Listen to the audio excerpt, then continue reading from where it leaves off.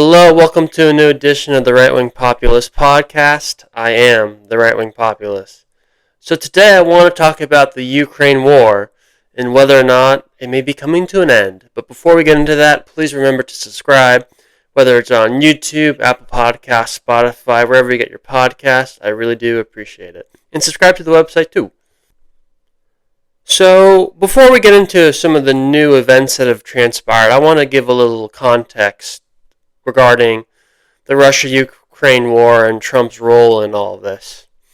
So, sort of the conventional wisdom you will hear from the West is that this war was started because of Russian aggression, because Putin is some crazy imperialist who wants to recreate the Soviet Empire. And to do that, he has to take over some of these states that border Russia that used to be part of the Soviet Union, which includes Ukraine. And that's sort of the narrative you get from the foreign policy establishment in the West, in America, and in Europe. That Putin, he's an imperialist, he's Hitler 2.0, and he's only in Ukraine for, his territorial ambition. And again, to recreate the Soviet Union. That narrative is bullshit, okay? It's not true. That's not why Russia invaded Ukraine. The reason Russia invaded Ukraine is because of NATO expansion. Okay, NATO kept expanding eastward towards Russia's borders ever since the Soviet Union fell. Which right then and there, it's like, why is NATO even needed if the whole point of NATO was to, combat Soviet influence? Then why do you still need NATO once the Soviet Union fell? Now, to be fair, there were other benefits to NATO, like NATO helped pacify these European countries, because for many points in world history, all these wars were happening in Europe constantly, inner conflicts between Europe. NATO sort of helped pacify that, so there were other reasons, other maybe side benefits to NATO, again, helping pacify the region so these European countries stopped fighting each other. That was a benefit, to be fair. But if you're Russia and the original point of NATO was to pacify the Soviet Union, and all of a sudden they start closing in on your borders, obviously you're going to view that a certain type of way, okay? You're not going to greet it so friendly. And Russia for years was very clear that Ukraine was a red line, that Ukraine could never join NATO. At best, it had to remain neutral. They probably wanted NATO to be pro-Russia, obviously, to be fair. But at best, they wanted Ukraine to remain neutral. And they were clear that Ukraine is a red line. And the West recognized this. The West knew that Ukraine was the red line. The former Chancellor of Germany, Angela Merkel, have you heard of her? Angela Merkel even said back in 2008, when she was asked would she vote to let Ukraine gain NATO membership, Angela Merkel said no, because that would be seen as an act of war from Russia's perspective. We've been very clear on this. Russia's been very clear on this. That Ukraine is a red line. Ukraine can never join NATO. And if you just look at a map, it makes sense. Ukraine is sort of at the heart of the Russia. Okay. Ukraine is positioned right by the Black Sea.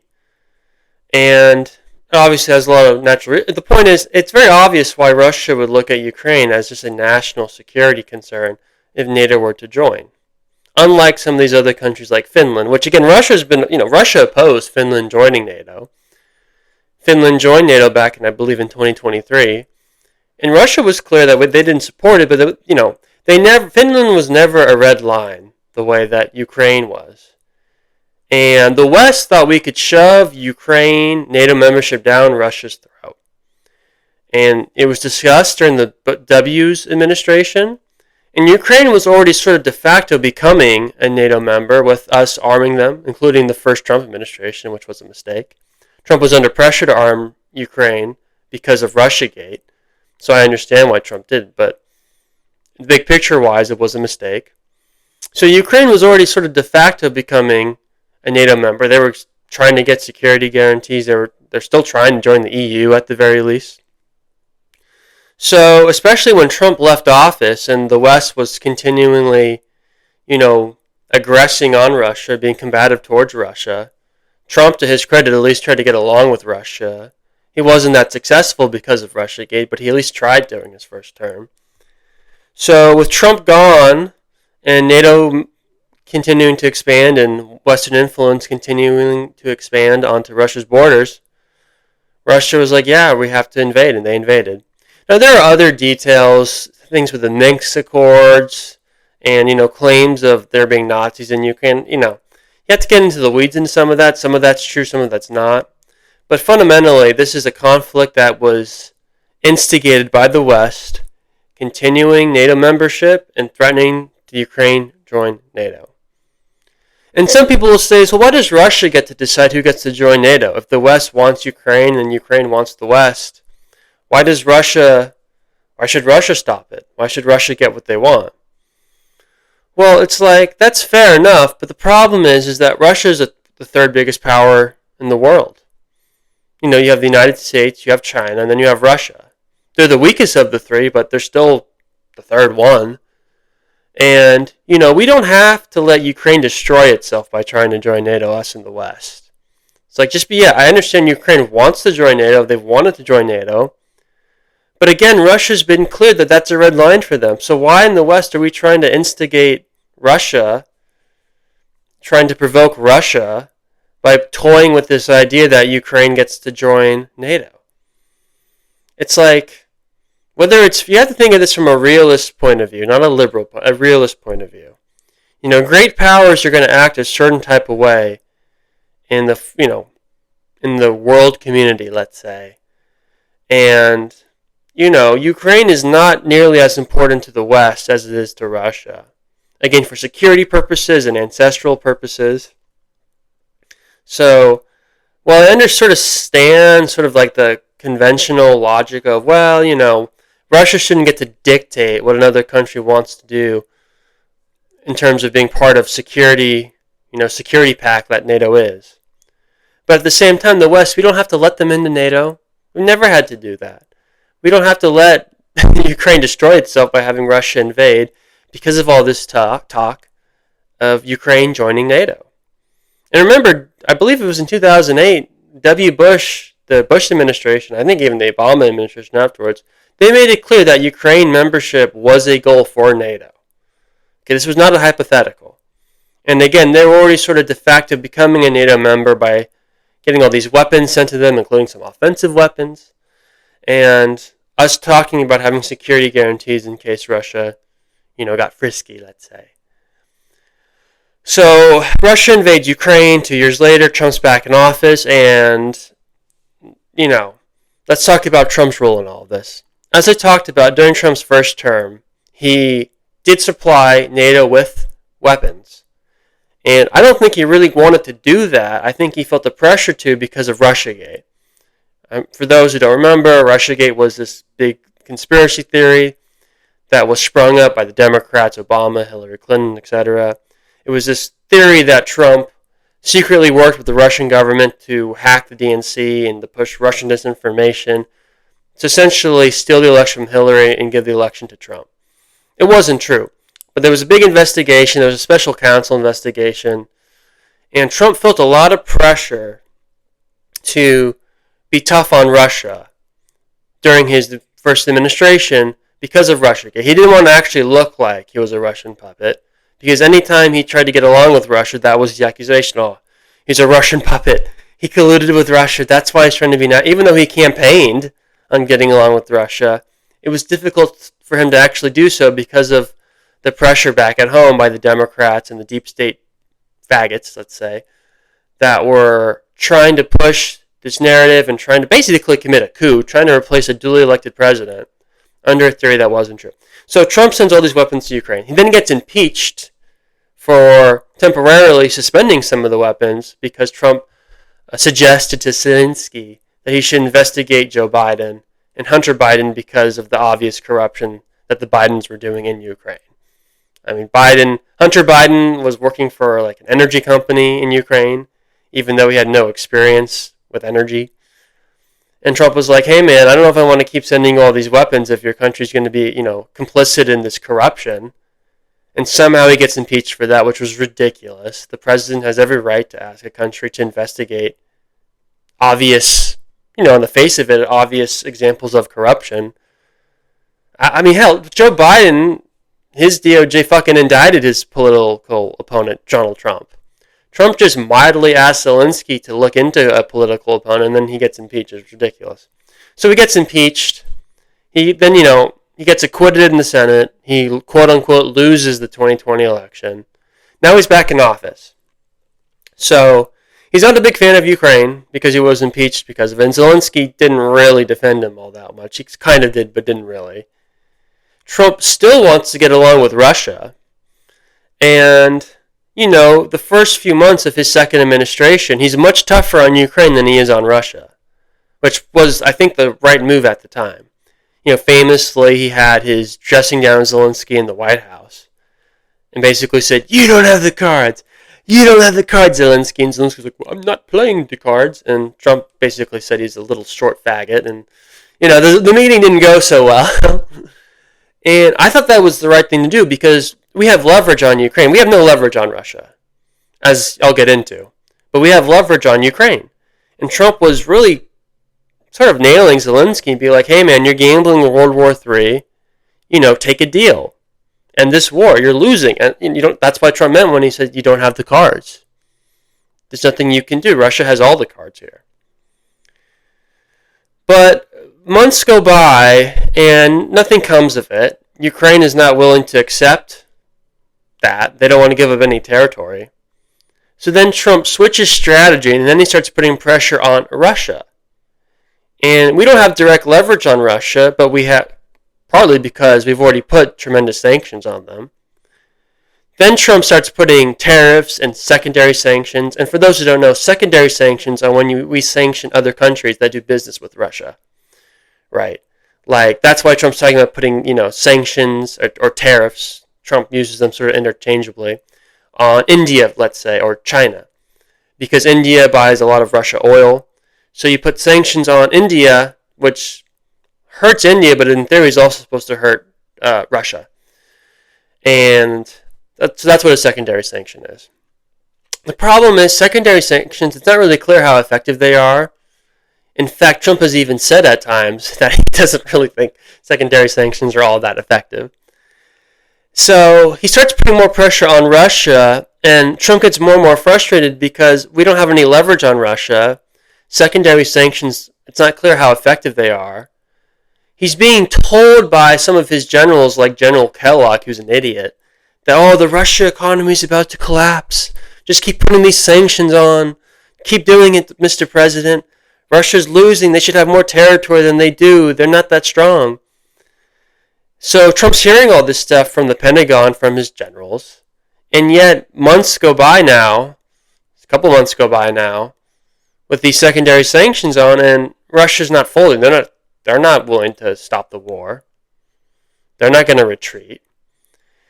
So Trump's getting more and more frustrated. Eventually he sends Witkoff, the gentleman who helped get this ceasefire in Gaza secured. He sends Witkoff to Russia. They agreed to a summit in Alaska. So now we have the famous summit in Alaska where, Trump and Putin meet for a few hours. The details of what actually happened in the meeting is still not clear. There's been some recent reporting that I sort of take with a grain of salt because it's coming from all Western sources, and some of the content that's in these reports I don't really buy, but I'm not going to get into that right now. But after the meeting happens, Trump, he looked tired, and that was probably part of it, but he also looked a little bit defeated. And I think the reason Trump looked defeated after his summit, during his press conference with Putin after their meeting in Alaska, I think part of the reason Trump looked a bit defeated was because I think Trump finally realized the conclusion I'd come to much earlier, was that there's really no solution to this war diplomatically. And the reason is Russia basically has three core demands. Demand number one, all the territory that Russia currently occupies needs to be recognized as Russian territory. Number two, Ukraine must disarm. They can have basically no offensive weapons. No offensive weapons are allowed for the Ukrainians, so they can't attack Russia. And number three, Ukraine can obviously never join NATO. Those are the three core demands. Well, the problem is those three core demands are unacceptable to Ukraine and the Europeans. They're never going to agree to that. They're probably acceptable to Trump, but the problem is Trump has been so far unwilling to shove that deal down the Europeans and the Ukrainians' throat. He hasn't wanted to do that up to this point. And on the other side, the Ukrainians and the Europeans want a ceasefire. They don't want a peace deal with those three demands. They just want a ceasefire.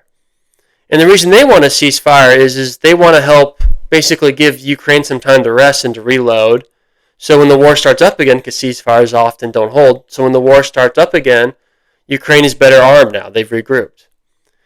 And that'd be very foolish for the Russians to agree with that, obviously, because they're winning the war. They may not be as winning as dramatically as many people suspected, but they've taken over 20% of Ukraine. They're winning the war. Okay, that's the reality. I know I see a lot of cope on the West, and you have these idiots like Mark Halperin and Sean Spicer on two-way, and that Dan guy who, are just Pentagon propagandists, it seems like. They're like, oh, Russia's not winning. It's a standstill. In fact, it's like they're not losing. They've taken 20% of Ukraine, man. And that the Ukraine's not getting that land back, but I digress. So Russia's not going to agree to a ceasefire because they're winning the war. They want a peace deal. So the war doesn't restart again, and all the territory they have, there's no threat of it, and there's no, it's theirs. It's recognized as their territory. So that's the problem Trump has faced. Both sides want different things. And again, I think Trump has been, in a perfect world, I think Trump would be willing to accept Russia's demands, but he's not wanted to shove those demands down the European and the Ukrainians' throats. So up until now, after the meeting, Trump again was more harsh on Russia, threatening sanctions, and then recently he started sending Tomahawk missiles. And the problem with Tomahawk missiles, one that dramatically escalates the conflict with Russia, directly now with the United States. Not because they're just effective, but my understanding is you can equip Tomahawks with nuclear warheads. So if you're Russia and Ukraine starts sending Tomahawk missiles into Russian territory, are you just going to assume those aren't nuclear Tomahawks? I mean, just think about how much that would escalate, us actually sending Tomahawk weapons from the United States. It doesn't matter if the Europeans are buying it, and there's like three different, there's definitely these conduits, and, there's all these three different middlemen. Russia's going to view that as basically the United States directly attacking them, and the United States directly being part of the war. So you could tell Trump didn't want to do that. So Trump recently, a couple days ago, all of a sudden, I believe Russia requests a phone call. It's not totally clear who requested a phone call. But Russia requests a phone call with Trump. Trump and Putin talk for a couple hours. Trump then posts on Truth Social that the phone call was a very good one, and that progress was made, and that he thinks a peace deal is very possible. Zelensky then comes to the White House a few days later. And Zelensky was hoping to get Trump to commit to sending him Tomahawks and more weapons. But that's not apparently what happened. According to reports from the Financial Times, Reuters, CNN, etc., Trump was very hard on Zelensky in private during their meeting. And Trump basically said that you have to accept Russia's demands, because if you don't, Russia's going to destroy your country. And Zelensky left the White House acknowledging that Trump didn't commit to Tomahawks, but he tried to spin it by saying that it was a frank meeting, an honest meeting.